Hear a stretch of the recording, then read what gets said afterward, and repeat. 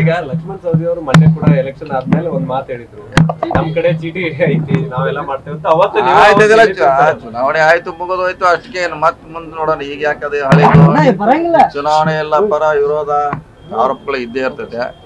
ಈಗ ಏನಿದ್ರು ಎಲ್ಲರ ದೃಷ್ಟಿ DCC ಬ್ಯಾಂಕ್ ಅನ್ನ ಅವರು ಅಲ್ಲಿ ಕೈ ಜೋಡಿಸ್ಬೇಕು, ಬರಬೇಕು ಎಲ್ಲರ ಆಸೆ. DCC ಬ್ಯಾಂಕ್ ಚೆನ್ನಾಗಿ ನಡೆಸೋದು ಒಂದು ಚಾಲೆಂಜ್ ಅಲ್ವಾ ಸರ್ ಈ ಸತಿ? ಯಾಕಂದ್ರೆ ಇಷ್ಟೆಲ್ಲ ಗೊಂದಲಾಗಿದೆ. ಎಲ್ಲ ಮಾಡ್ತಾರೆ. ಇದಕ್ಕಿಂತ ಕಡಿಮೆ ಇರುವಂತ ಸಮಸ್ಯೆ ಇರುವಂತ ರಾಜ್ಯದಲ್ಲಿ ಬಹಳಷ್ಟು DCC ಬ್ಯಾಂಕ್ ಇದಾವೆ, ಅವು ನಡೀತಾ. ನಮ್ದು ನಂಬರ್ 2, 3 ಅಲ್ಲಿ ಇದೆ. ಸೊ ನಂಬರ್ 1 ಮಾಡ್ಲಿಕ್ಕೆ ಎಲ್ಲರೂ ಪ್ರಯತ್ನ ಮಾಡ್ತಾರೆ, ಆಸೆ ಇದೆ. Thank you.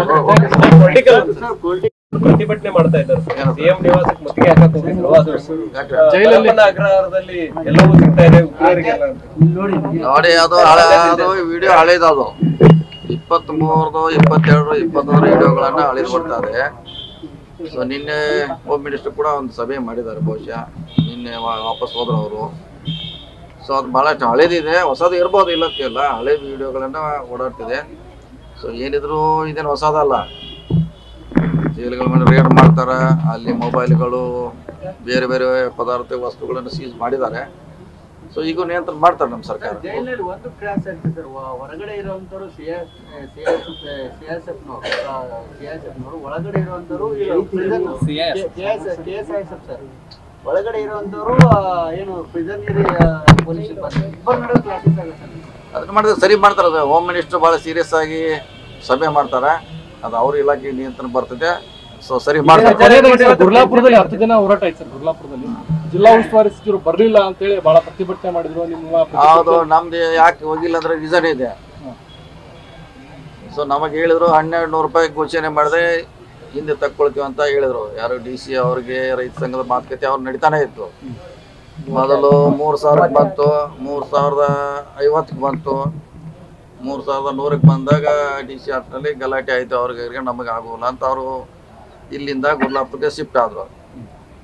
ಆಮೇಲೆ DC ಅವ್ರು ಬಂದರು. ಈಗಿದೆ ಬಹುಶಃ 1200 ಅಂದ್ರೆ ಅವ್ರು ಒಪ್ಕೋತು ಅಂತ ಹೇಳಿದ್ದಾರೆ. ಸೊ ನೀವು ಹೇಳಿದ್ರೆ ನಾ ಘೋಷಣೆ ಮಾಡ್ತೀನಿ ಅಂತ ಹೇಳಿದ್ರು. ಸೊ ಎಲ್ಲರ ಜೊತೆ ಮಾತಾಡಲ್ಲ, ಕೆಲವ್ರ ಜೊತೆ ಮಾತಾಡಿದ್ವಿ. ಆಯ್ತು, ಸ್ವಲ್ಪ ಲಾಸ್ ಆದ್ರೂ ಕೂಡ 1200 ಕೊಡೋಣ. ಸೊ ಎಲ್ಲರದು ಪರವಾಗಿ ನಾವು ರಿಸ್ಕ್ ತಗೊಂಡು DC ಅವ್ರಿಗೆ ಹೇಳಿದ್ವಿ. DC ಅವರು ಹೋಗಿ ಅನೌನ್ಸ್ ಮಾಡಿದ್ರು ಹಿಂದೆ ತಕ್ಕೋತಾರಂತ. ಆದ್ರೆ ಅದು ಹಿಂದೆ ಹೋಗೋದಿಲ್ಲ, ಮತ್ತೆ ಮುಂದುವರಿತು. ಅಲ್ಲಿಗೆ ನಮ್ಮ ಕೆಪಾಸಿಟಿ ಮುಗೀತು. ಅಲ್ಲಿ ಹೋಗಿ ನಾವು ಹೆಚ್ಚಿಗೆ ಹೇಳುವಂಥ ಪ್ರಶ್ನೆ ಉದ್ಭವಿಸೋಲ್ಲ. ನಾವೇನೋ ಆಸೆ ಇಟ್ಟಿದ್ದೀವಿ ಇದನ್ನ ಹಿಂದೆ ಪಡಿತಾರಂತ. ಸೊ ಹೀಗಾಗಿ ಅಲ್ಲಿ ಹೋಗೋದ್ರಿಂದ ಯಾವುದೇ ಪರಿಹಾರ ಆಗೋಲ್ಲ. ಅದಕ್ಕೆ ನಾವು HK ಪಾಟೀಲ್ ಅವ್ರು ಕಳಿಸಿದ್ವಿ.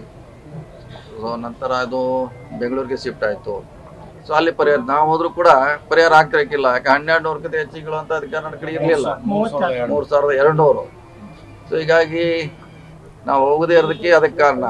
ಆದರೂ ಕೂಡ ಫ್ಯಾಕ್ಟ್ರಿ ಅವ್ರ ವಿರೋಧ ಮಧ್ಯ 3200 ಘೋಷಣೆ ಮಾಡಿದ್ದೀವಿ. ಅದು ಕೂಡ ದೊಡ್ಡ ಅಮೌಂಟ್ ಇತ್ತು. ಸರ್ಕಾರ ಅದಕ್ಕೆ ರೈತ ಸಂಘ ಒಪ್ಪಲಿಲ್ಲ. CM ಅವ್ರು ರಿಕ್ವೆಸ್ಟ್ ಮಾಡಿದ್ರೆ ನಿಮ್ಮ ನೇತೃತ್ವದಲ್ಲಿ ಬಗೆಹರಿಸಿ ಅಂತ. ಈಗ ಬಗೆಹರಿದಿದೆ, ಮುಕ್ತ ಆಗಿದೆ ಅಷ್ಟೇ. ಅಲ್ಲ, ಈಗ ಸಕ್ಕರೆ ಸಚಿವರು ಏನ್ ಹೇಳ್ತಾ ಇದ್ದಾರೆ, ಉಸ್ತುವಾರಿ ಸಚಿವರು ಇದ್ದಿದ್ದು ಅವ್ರು ನಾವು ಹೋಗ್ತೇವೆ ಅಂದಿದ್ದಕ್ಕೆ, ಅವರೇ ನಿಭಾಯಿಸ್ತೇನೆ ಅಂದಿದ್ದಕ್ಕೆ ನನಗೆ ಬರಕ್ ತಡ ಆಯ್ತು ಅನ್ನುವಂಥದ್ದನ್ನ. ಹೌದು, ಅದನ್ನ ಹೇಳಿದ್ರ. ಈಗ ಹೇಳಿದ್ರ ನಾವೇ ಅದನ್ನು ಇಲ್ಲೇ ನಮ್ಮಂತಲ್ಲಿ ಮುಗಿಲಿಕ್ಕೆ ಅಂತ ಪ್ರಯತ್ನ ಮಾಡಿದ್ವಿ. ಬಟ್ ಇದು ರಾಜಕೀಯ ಇದೆ ಸರ್. ಇದರಲ್ಲಿ ಏನಾದ್ರು ಮುಗಿಸಿ ಹಠ ಹಿಡಿಯಕ್ಕೆ ಅಥವಾ BJP ವಿಜಯೇಂದ್ರ ಬಂದದಕ್ಕೆ ಏನಾದ್ರು ಅಡ್ವಾನ್ಸ್ ಆಗ್ತದೆ? ಇಲ್ಲ, ಹಾಗೇನಿಲ್ಲ. ರೈತ ಸಂಘದವರು ಅದೇನ ಅವ್ರೇನೋ ಯಾವುದೇ ರಾಜಕೀಯ ಕೇಳಿಲ್ಲ ಅಂತ. ಆದ್ರೂ ಅವ್ರು ರಾಜಕೀಯ ಮಾಡ್ಲಿಕ್ಕೆ ಅವ್ರು ಬಂದಿದ್ರು. BJP ಅವರು ರೈತ ಸಂಘದವ್ರು ತಮ್ಮ ಪರವಾಗಿ ಅವರು ಹೋರಾಟ ಮಾಡ್ತಿದ್ರು. ಇವ್ರು ಕೆಲವರು ಅಲ್ಲಿ ಹೋಗಿ ಯಾಕೆ ಇಷ್ಟು ಜನ ಎಲ್ಲಿ ಕೊಡೋಲ್ಲ, ಮತ್ತು ಇಲ್ಲೇ ಒಂದು ಭಾಷಣ ಮಾಡಿದ್ರೆ ಆಯ್ತಂತ ಈ BJP ಅವರು ತಮ್ಮದೆಲ್ಲ ಭಾಷಣ ಮಾಡಿ ತಮ್ಮ ಕೇಂದ್ರ ಸರ್ಕಾರದ ನ್ಯೂನ್ಯತೆಗಳನ್ನು ಏನೂ ಅವ್ರು ಹೇಳೋದಿಲ್ಲ.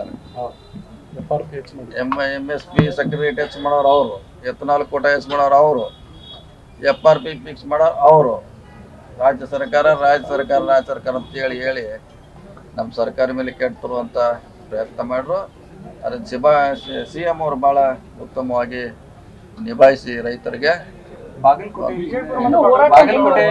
ವಿಜಯಪುರ, ಕಲಬುರಗಿ 3 ಕಡೆ ಹೋರಾಟ ಸ್ಟಾರ್ಟ್.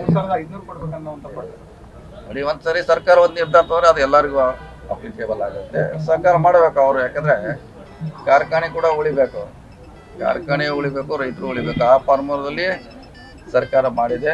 ಸೊ ಎಲ್ಲರೂ ಒಪ್ತಾರಂತ ನಮ್ಮ ಆಶೆ. Thank you sir.